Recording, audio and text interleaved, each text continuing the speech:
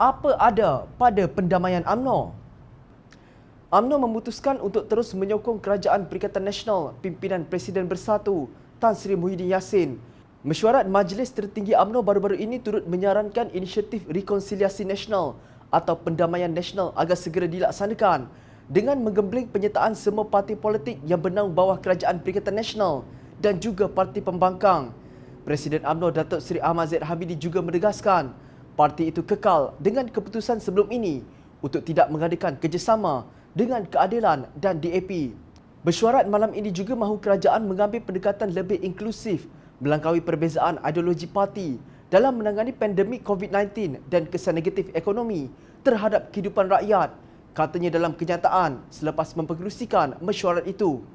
Apa makna inisiatif rekonsiliasi yang berentas ideologi parti jika meminggirkan Keadilan pimpinan Datuk Seri Anwar Ibrahim dan DAP yang diketuai Lim Guan Eng?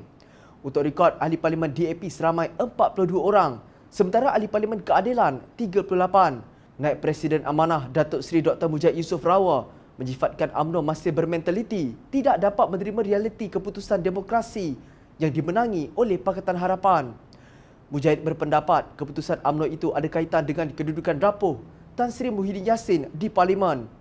Ia juga ada kaitan dengan dakwaan Datuk Seri Anwar Ibrahim ada majoriti kukuh dan meyakinkan.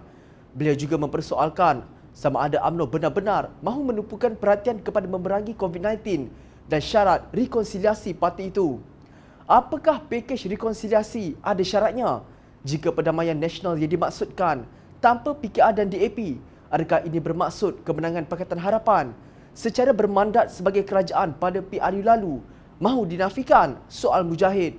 Ahli Parlimen Parit Buntan itu mengingatkan bahawa DAP adalah entiti yang sah dan telah membuktikan keabsahannya malah memerintah sebuah negeri.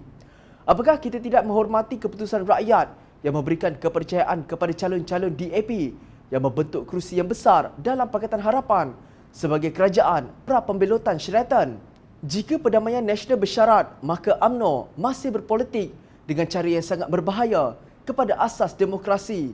UMNO akan tersisih bersama pembelotan yang dilakukan oleh Muhyiddin dan konco-konconya jika terlalu membawa ego etnosentriknya, ego perkauman bidasnya.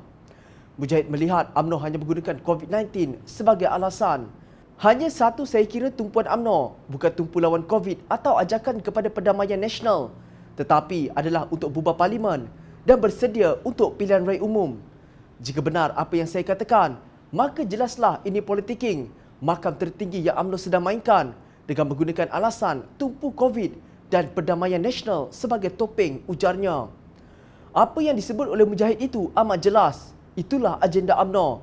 Mereka bukan berminat kepada pandemik COVID-19, pemulihan demokrasi, hak rakyat atau kedaulatan undang-undang.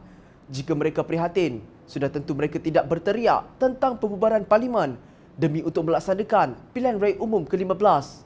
Pembelotan dan kecurangan kepada hak demokrasi berpolitik dan hak rakyat menentukan pilihannya adalah halangan awal pendamaian nasional, tegas Mujahid.